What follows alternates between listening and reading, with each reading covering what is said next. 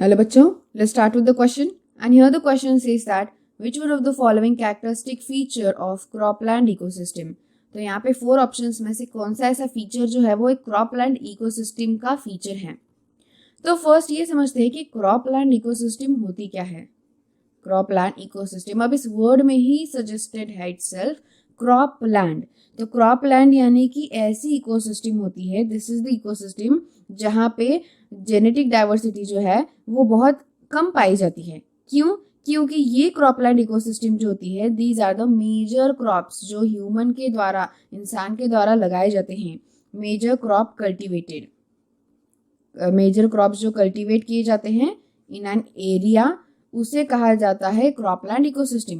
यानी कि किसी गिवन एरिया में जो क्रॉप्स लगाए जाते हैं, बहुत सारे अमाउंट में जब क्रॉप्स लगाए जाएंगे, चाहे फिर वो कोई भी क्रॉप हो, जैसे समझो शुगर केन लगाया है या फिर कोई वीट है, ज्वार है, तो इसके जो बहुत बड़े एरिया में एक क्रॉप लगाया जाएगा तो उसे हम क्या कहेंगे? क्रॉपलैंड इकोसिस्टम कहेंगे। और वहां पे एक ही तरीके का क्रॉप लगाया जाता है, इसीलिए वहां पे जो वहां पे जो जेनेटिक डाइवर्सिटी होती है वो बहुत ही कम होती है। सो लीस्ट जेनेटिक डाइवर्सिटी, ऑब्वियसली क्योंकि क्रॉपलैंड इकोसिस्टम में सिर्फ एक ही तरीके का क्रॉप जो है वो इंसान के द्वारा लगाया जाता है किसी एक पर्टिकुलर एरिया में, चाहे फिर वो कोई भी क्रॉप हो। समझो किसी एक पर्टिकुलर एरिया में शुगर केन लगा दिया है तो वहां सिर्फ शुगर केन की डाइवर्सिटी पाई जाएगी ना, यानी कि शुगर केन की जेनेटिक्स पाया जाएगा, दूसरी जेनेटिक डाइवर्सिटी पाई नहीं जाएगी वहां पे। तो इस तरीके से किसी पर्टिकुलर एरिया में क्रॉप्स जो लगाए जाते हैं उसे क्रॉपलैंड इकोसिस्टम कहते हैं। तो ये जो क्रॉपलैंड इकोसिस्टम होती है ये फॉरेस्ट इकोसिस्टम से बहुत अपोजिट होती है, क्योंकि फॉरेस्ट इकोसिस्टम में बहुत वैरायटी ऑफ क्रॉप्स पाए जाते हैं, वैराइटीज ऑफ एनिमल्स भी उसकी वजह से पाए जाते हैं, लेकिन क्रॉपलैंड में वैसा नहीं होता। तो यहाँ पे क्रॉपलैंड इकोसिस्टम को मैन मेड इकोसिस्टम भी कहा जाता है। So here we will mention this cropland ecosystem, it is also called as man made ecosystem. इसे मैन मेड इकोसिस्टम भी कहा जाता है। अब मैन मेड इकोसिस्टम क्यों कहा जाता है? क्योंकि इंसान के द्वारा लगाए गए क्रॉप्स होते हैं, ऑब्वियसली इसलिए मैन मेड कहे जाएंगे इसे। तो इस तरीके के जो इकोसिस्टम्स होते हैं उनको मॉडिफाई करने के लिए ह्यूमंस क्या करते हैं, बहुत सारे डिफरेंट बेनिफिट्स इनसे पाने के लिए डिफरेंट तरीके यूज करते हैं ताकि क्रॉप्स जो है वो अच्छे से ग्रो हो सके। तो इसमें बहुत से डिफरेंट क्रॉप्स आएंगे, मेज, राइस, शुगर केन, जैसे कि मैंने मेंशन किया था। साथ ही साथ इसमें क्रॉप्स जो होंगे वो खुद ऑब्वियसली क्या होंगे, प्रोड्यूसर्स होंगे। तो a crop along with weeds growing in the field, तो यहाँ पे प्रोड्यूसर्स ऑफ द क्रॉपलैंड जो होंगे वो कौन होंगे? वीड्स। जो वीड्स ग्रो होते हैं ना, दिस वीड्स यहाँ पे ऑब्वियसली प्रेजेंट होंगे क्रॉपलैंड में।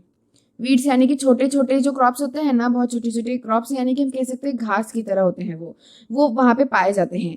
क्रॉपलैंड इकोसिस्टम में चाहे कोई सी भी तरीके का प्लांट क्यों ना हो, लेकिन वीड्स जो है वो प्रेजेंट होते ही हैं और सपोर्ट के लिए प्रेजेंट होते हैं वीड्स। तो यहाँ पे वीड्स प्रेजेंट होते हैं, बहुत कम जेनेटिक डाइवर्सिटी होती है, और साथ ही साथ यहाँ पे हार्बीवोर्स जो होते हैं, they are the primary consumers. Herbivores होंगे वो प्राइमरी कंज्यूमर्स होंगे। So here we will write, यहाँ पे जो हर्बीवोर्स होंगे वो हर्बीवोर्स क्या होंगे यहाँ पे? Primary consumer. तो ये प्राइमरी कंज्यूमर बहुत से डिफरेंट एनिमल्स हो सकते हैं। यहाँ पे ह्यूमंस भी आते हैं, क्योंकि ह्यूमंस भी खुद ईट करते हैं, राइट? ह्यूमंस भी खुद घास फूस खाते हैं, यानी कि ह्यूमंस भी खुद क्रॉप जो है उसमें से ईट करते हैं, तो इसलिए ह्यूमन भी आएंगे। साथ ही साथ डिफरेंट अदर ऑर्गेनिजम्स होते हैं, तो यहाँ पे रैट, रैबिट्स, बर्ड्स, मैन, इनसे कोई भी आ सकता है। और इनको फीड करने वाला, रैट, रैबिट्स एंड बर्ड्स को फीड करने वाला ऑब्वियसली आगे फर्दर बड़े बर्ड्स होंगे, फिर हॉक होगा, स्नेक होगा, इस तरीके के कंज्यूमर्स पाए जाएंगे।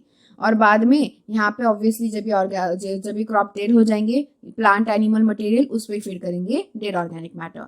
तो इस तरीके से पूरा क्रॉपलैंड का इकोसिस्टम जो है वो रन होता है। तो यहाँ पे कौन सा ऐसा कैरेक्टरिस्टिक जो है वो क्या कहा है, क्रॉपलैंड इकोसिस्टम का फीचर है। सो अगर हम यहाँ पे देखें तो ऑब्सेंस ऑफ वीड्स, नहीं ये तो रॉन्ग है, क्योंकि वीड्स तो प्रेजेंट होते हैं ऑब्वियसली। इकोलॉजिकल सक्सेशन ये कोई कैरेक्टरिस्टिक फीचर है ही नहीं, क्योंकि ये तो मैन मेड इकोसिस्टम है, यहाँ पे किसी भी तरीके का सक्सेशन नहीं होगा। एब्सेंस ऑफ सॉइल ऑर्गेनिज्म, ऐसा नहीं हो सकता, क्योंकि भले ही मैन मेड इकोसिस्टम ही क्यों ना हो, obviously soil organisms, micro organisms तो प्रेजेंट होंगे ही। देन लीस्ट जेनेटिक डाइवर्सिटी, जरूर ये जरूर कैरेक्टरिस्टिक है, लीस्ट जेनेटिक डाइवर्सिटी, जैसे यहाँ पे हमने मेंशन किया है, क्योंकि वहां पे हम एक ही तरीके का क्रॉप लगाया जाता है ह्यूमंस के द्वारा, इसीलिए लीस्ट जेनेटिक डाइवर्सिटी होती है। So I hope you got the answer very well. Thank you and all the best.